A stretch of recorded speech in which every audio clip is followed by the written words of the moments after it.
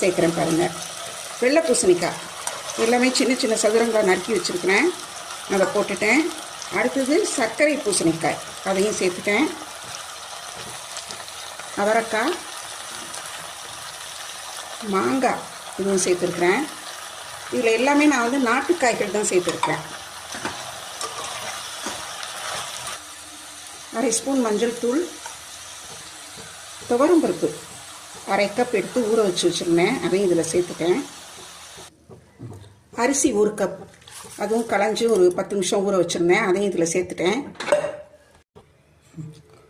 புளி ஒரு எலுமிச்சம்பழ அளவு புளி எடுத்து ஊற வச்சு கரைச்சி வச்சுருக்கிறேன், அதையும் இதில் சேர்த்துறேன். தேவையான உப்பு.